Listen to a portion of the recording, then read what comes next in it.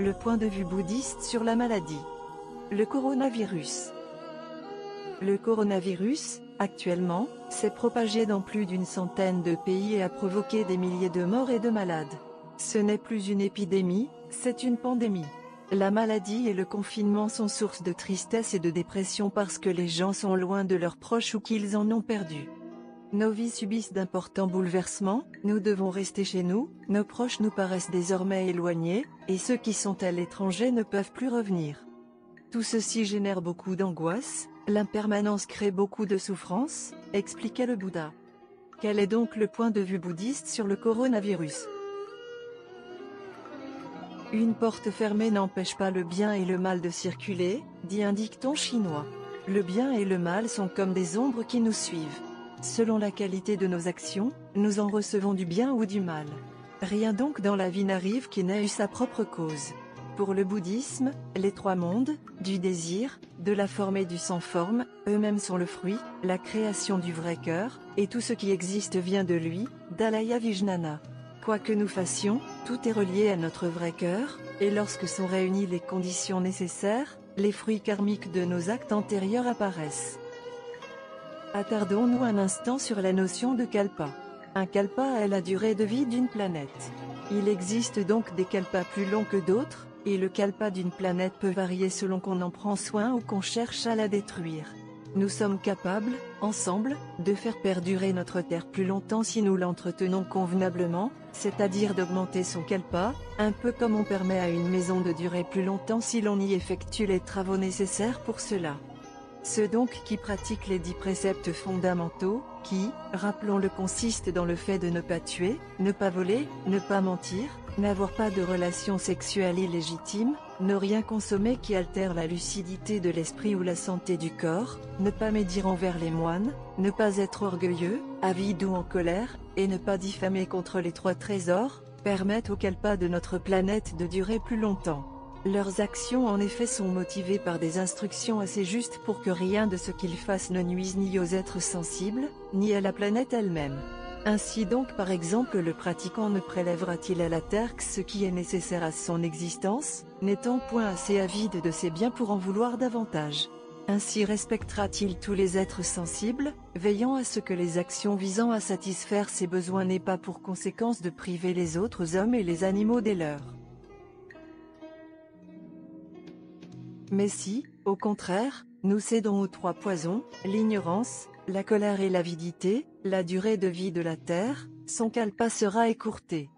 Il est bien évident aujourd'hui que toutes les violences que les hommes causent à la planète au nom de l'avidité et de l'ignorance, que celles qu'ils infligent à eux-mêmes au nom de la colère, ont pour effet d'épuiser la terre et ses habitants.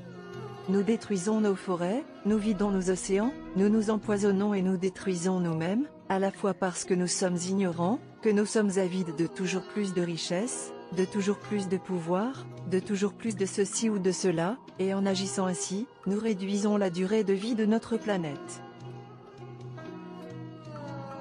Dans le Abhidharma Kosa Bhasya Sastra, il est dit que les virus et les maladies qu'ils répandent sont des choses auxquelles on peut difficilement échapper, car leur forme est invisible, insaisissable. Cependant, le Bouddha, au chapitre 9 du Agana Sutta, expliqua comment il fallait se comporter en cas d'épidémie.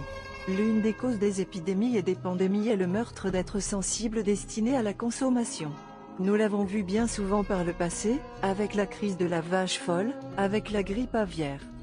Les épidémies peuvent germer aussi de la colère, quand elles se propagent, comme en cas de guerre, ou comme c'est le cas aujourd'hui avec le coronavirus, ou qu'elles entraînent le meurtre massif et involontaire d'êtres sensibles. Les épidémies et les pandémies sont des moments où les conséquences de nos erreurs apparaissent et le moment d'en prendre conscience.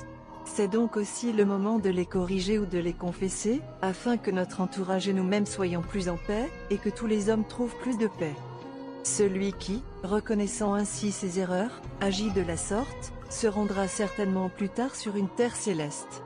Au chapitre 6 de Karuna Pundarika Sutra, un bodhisattva spécialisé, pour ainsi dire, dans le domaine de la maladie, évoque, pour en guérir, 6 moyens et 4 méthodes.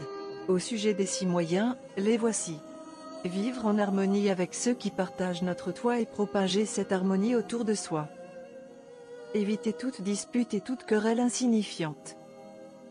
Propager des pensées pures autour de soi. Maintenir les préceptes des bodhisattvas et les propager autour de soi. Avoir de vraies connaissances et les propager autour de soi. Faire profiter à autrui des bénéfices de nos actions. Les 4 méthodes sont la générosité, les dons matériels, l'enseignement, le dharma, et le fait de veiller à ce que nul ne nous craigne ou ne craigne quoi que ce soit, la parole qui apaise les souffrances par les mots les plus empreints de bienveillance, la capacité de travailler en collaboration avec autrui, et celle de partager avec autrui les bénéfices de ses actions. De telles initiatives garantissent la paix du pays, l'harmonie du peuple et l'extinction des maladies, ou au moins leur guérison rapide. Si en effet, la générosité est-elle une des choses les mieux répandues parmi les hommes, qui pourrait manquer de tout ce qui est nécessaire à un homme ou à un animal pour vivre convenablement? Et si chacun mettait dans ses paroles assez de douceur et de bienveillance, pourrait-il y avoir encore une seule dispute? Et si encore chaque pays travaillait avec les autres au lieu d'œuvrer à dominer les autres, pourrait-il y avoir la moindre guerre? Les 4 méthodes énoncées dans ce sutra ont certainement la propriété de garantir la paix d'un pays, l'harmonie entre les hommes, et dans cette harmonie, dans cet apaisement des conflits internes propres à chaque individu, les maladies elles-mêmes disparaîtraient, ou perdraient au moins la violence et la résistance que l'on connaît à certaines d'entre elles.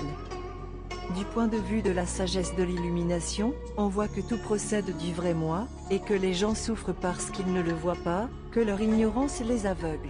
Cette obscurité où sont jetés les hommes génère les problèmes que l'on connaît, les maladies, fondamentalement, viennent de notre ignorance.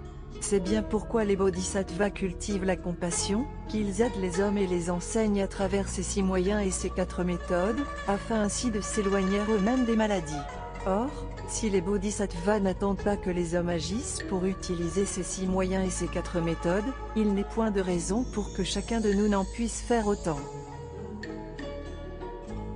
Dans l'espoir que disparaisse rapidement ce coronavirus, que la société trouve tout aussi vite un réel équilibre. Dans l'espoir que chacun de vous puisse avoir une bonne santé et trouver l'harmonie au sein de sa famille. Dans l'espoir enfin que chacun apprenne à s'aider lui-même et à aider les autres, et qu'il puisse atteindre l'illumination. Amitofo.